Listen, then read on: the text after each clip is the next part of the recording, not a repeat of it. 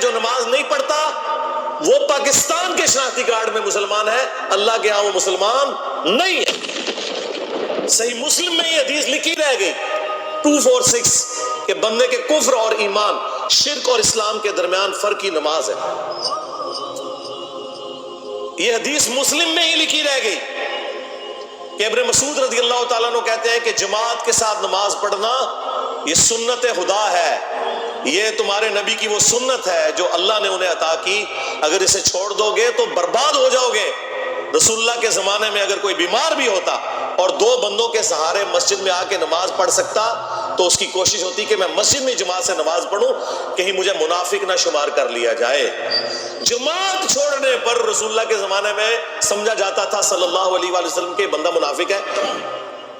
صحابہ کرام کو، اہل بیت کو کب معلوم تھا کہ ایسی امت بھی آنے والی ہے جو آپ سے بڑا عشق رسول ہونے کا دعویٰ کرے گی اور نماز ایک نہیں پڑھے گی؟ تو وہ کہتے یار یہ تو بڑا آسان اسلام ہے۔ تو یہ حدیثیں تو مسلم شریف میں لکھی رہ گئی، پریکٹیکلی کس نے عمل کیا اس کے اوپر؟ یہ حدیث ترمذی میں لکھی رہ گئی کہ ہمارا اور منافقین کا عہد نماز کی بنیاد پہ ہے، جس نے نماز چھوڑی اس نے کفر کیا۔ یہ صحابہ کرام علیہ رضوان کا فتویٰ ترمذی میں ہی رہ گیا۔ عبداللہ بن شقیق تابعی کہتے ہیں کہ صحابہ کرام علیہ رضوان تارک الصلاۃ کے سوا کسی کی تکفیر نہیں کرتے تھے، صرف بے نمازی کو وہ کافر سمجھتے تھے، باقیوں کو وہ تمام غلطیوں کے باوجود مسلمان تصور کرتے تھے۔ اندازہ کریں، یہ ترمذی میں لکھا رہ گیا جناب۔ ہاں، ہم جب چیخ چیخ کے یہ باتیں بیان کرتے ہیں لوگ کہتے ہیں یار یہ کس قسم کی باتیں کر رہے ہیں، یہ کہاں پہ لکھی ہوئی ہیں؟ سرکار کتابوں میں لکھی ہوئی ہیں۔ یہی تو ہم آپ سے کہہ رہے ہیں کہ مرنے سے پہلے اے مسلمان کر لے اس پہ غور، کتابوں کا خدا اور ہے، بابوں کا خدا اور۔ یہ حدیث ابو داؤد میں ہی لکھی رہ گئی کہ بچہ جب 7 سال کا ہو جائے تو اسے نماز کا حکم دو، اور نہ پڑھے 10 سال کی عمر میں اسے سزا بھی دو، اور 10 سال کے بچوں کے بستر بھی الگ کر دو۔ یہ ابو داؤد میں لکھی رہ گئی حدیث، عمل کس نے کیا؟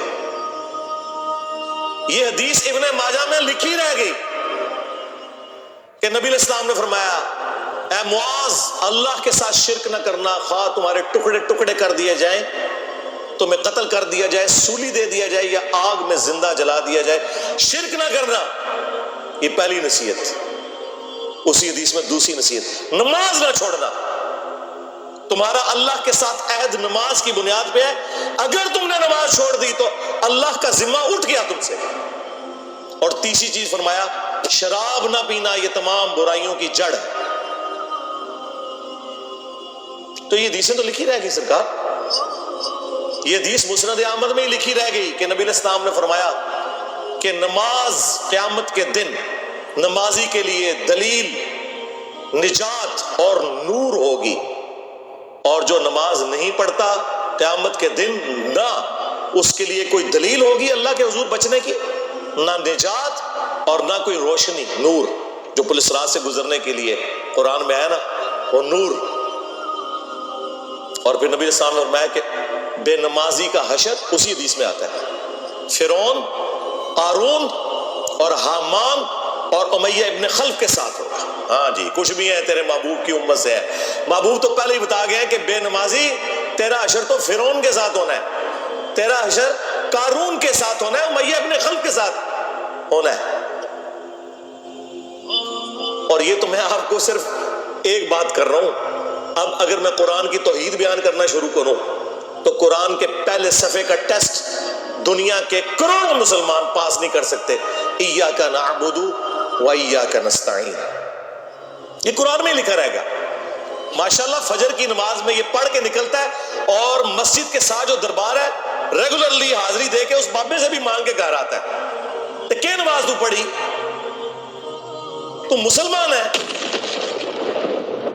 تیری ہر نماز کی ہر رکعت میں تو یہ نہ پڑھے تیری نماز ہی نہیں ہوتی۔ ایاک نعبد و ایاک نستعین، اللہ عبادت بھی تیری کریں گے، دعا بھی تجھی سے مانگیں گے، مدد بھی تجھی سے مانگیں گے۔ یہاں مدد مانا دعا کے، لیکن یہاں مولویوں نے پھر پٹی پڑھا دی، ان کا نہیں جی نہیں جی امی سے روٹی نہ مانگے، اندازہ کریں، اندازہ کریں قرآن کا مذاق اڑا رہے ہیں، حالانکہ انہیں پتہ ہے کہ قرآن میں یہ آیت موجود ہے وَتَعَاوَنُوا عَلَى الْبِرِّ وَالتَّقْوَى وَلَا تَعَاوَنُوا عَلَى الْإِثْمِ وَالْعُدْوَانِ، نیکی اور پرہیزگاری کے کاموں میں ایک دوسرے کی مدد کرو اور برائی میں الگ رہو۔ قرآن نے بتایا ہے کہ اللہ نے دنیا کو اسباب کے ساتھ جوڑا ہوا ہے۔ یہاں ایاک نستعین میں دعا کے اعتبار سے بتایا جا رہا تھا کہ غیر اللہ سے نہیں کرنی، ظاہری اسباب کا تو قرآن میں حکم ہے، لیکن دیکھ لیں اور پھر جس شان سے اللہ تعالیٰ نے سورۃ النمل میں ذکر کیا، حیران کن بات آپ کو بتاؤں، اہل تشیع کے ہاں صبح و شام کی دعاؤں میں، سنت اذکار میں سورۃ النمل کی آیت نمبر 62 پڑھی جاتی ہے، ترجمہ نہیں کبھی کسی نے پڑھا، اور ہمارے جن اسٹوڈنٹس نے پڑھا جو شیعہ مکتب سے تعلق رکھتے تھے، کیونکہ میں نے اس آیت کو اتنی دفعہ کوٹ کیا، انہوں نے کہا ہم تو یہ صبح شام پڑھتے ہیں، ترجمہ پڑھا تو انہوں نے کہا یار یہ آیت پڑھ کے بھی سب سے زیادہ شرک ہم کر رہے تھے، کیونکہ اس آیت کے اندر کیا لکھا ہے اَمَّن يُجِيبُ الْمُضْطَرَّ إِذَا دَعَا، بھلا بتاؤ کون ہے جو تکلیف میں گھرے ہوئے شخص کی فریاد کو سنتا ہے، وَيَكْشِفُ السُّوءَ، اور اس سے اس کی برائی کو، تکلیف کو دور کر دیتا ہے، وَيَجْعَلُكُمْ خُلَفَاءَ الْأَرْضِ، اور تمہیں اگلوں کا خلیفہ کرتا ہے زمین پر، تمہارے ماں باپ کے مرنے کے بعد تم، تمہارے مرنے کے بعد تمہاری اولاد کو۔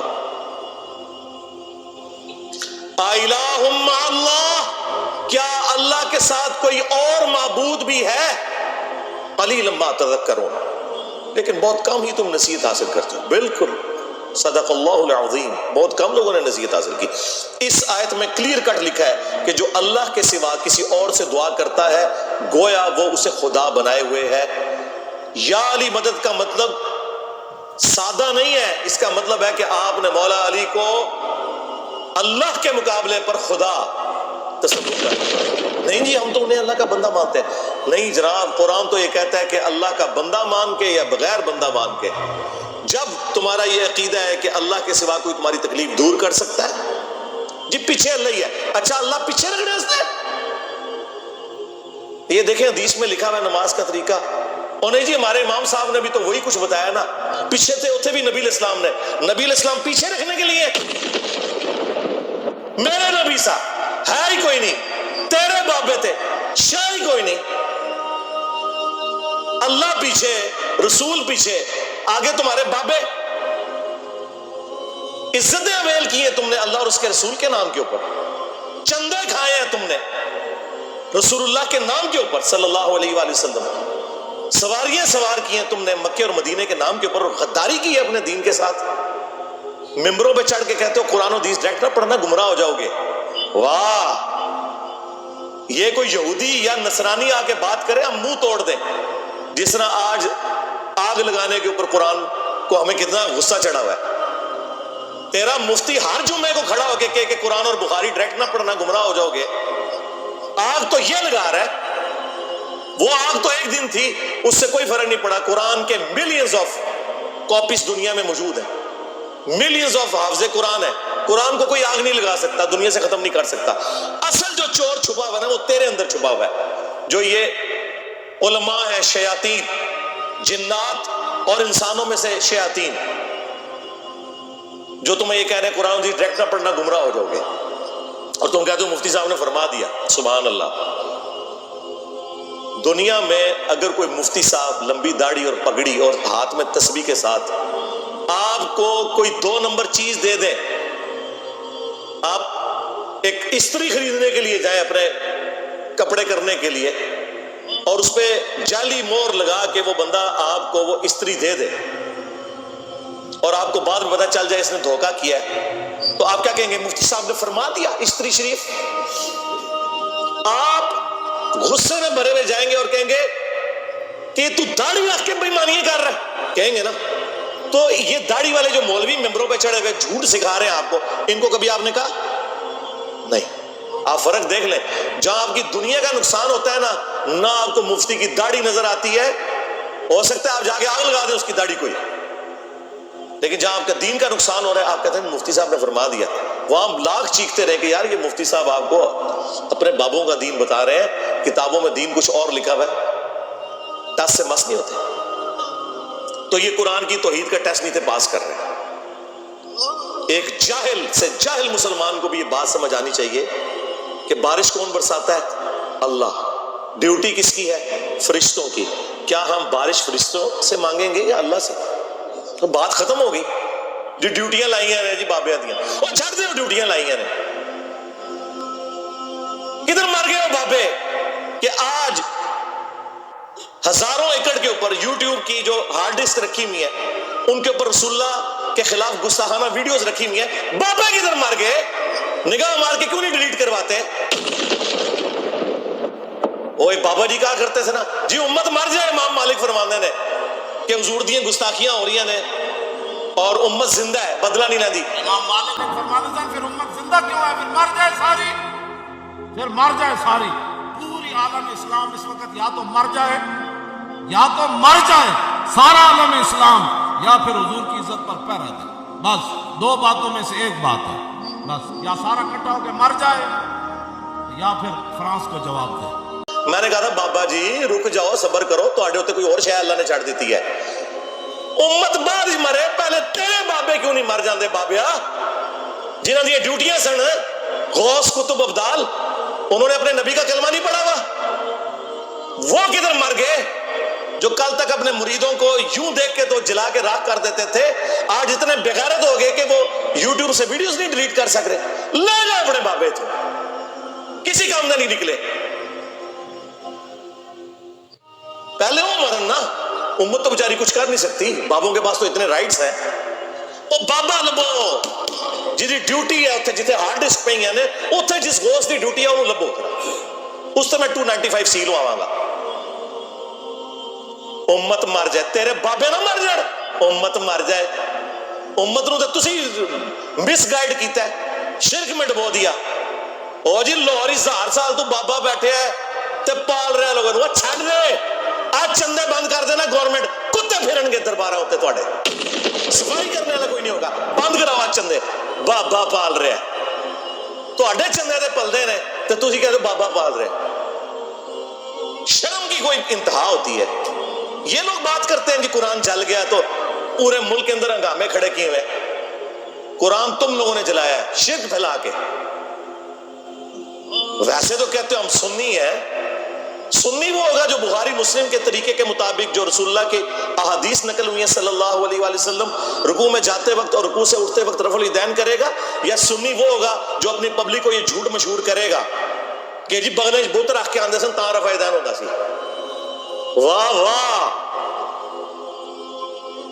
جس شخصیت کے ساتھیوں میں سیدنا عمر، سیدنا حمزہ، سیدنا علی جیسے دلیر اور اللہ کے شیر ہوں، اتنے لوگ بت رکھ کے تے حضور دے پیچھے آگے کھلوندے سن. اب گل کرنے لی کرو کوئی، سب کچھ جھوٹ نکلیا تہاڈا. قرآن کو آگ لگ گئی، تسی لائیے قرآن کو آگ. آپ لوگ دشمن ہیں اسلام کے. اس سے بڑی کیا دشمنی ہوگی جو لوگوں کو کہتا ہے قرآن و سنت سے جوڑو، اس کو کہتے ہیں جی یہ لوگوں کو گمراہ کر رہے ہیں، ہمارے بزرگوں سے ہٹا رہے ہیں. جی بالکل اعلانیہ میں کہتا ہوں کہ میں آپ کے بزرگوں سے آپ کی پبلک کو ہٹا رہا ہوں، اس لیے نہیں کہ اپنے ساتھ جوڑوں، کیونکہ نہ تو میری کوئی چندہ بک، نہ میرا کوئی مدرسہ، ہاں نہ میری کوئی مسجد. چندے آپ کو دیں، نمازیں آپ کے پیچھے پڑھیں. ہم توڑ رہے اس لیے نہیں ہے، آپ کے بزرگ ویسے اس لیے توڑتے تھے کہ کسی سے توڑ کے اپنے ساتھ جوڑے. اصل میں نا انہوں نے یہی جرم کیا، یہ سمجھتے ہیں دوسرے بھی یہی کچھ کرتے ہیں. بندہ خود چور ہے نا، دوسرے کو ہی سمجھتا ہے. یہ آپ صحیح کہہ رہے ہیں، یہ ایسے ہی ہوتا رہا. لیکن آج جو شخص آپ پہ اللہ تعالیٰ نے مسلط کیا ہے نا، یہ شخص آپ کے بزرگوں سے توڑ کے اپنے ساتھ نہیں جوڑ رہا، یہ اس کے ساتھ جوڑ رہا ہے جس کی قبر مدینے میں صلی اللہ علیہ وآلہ وسلم.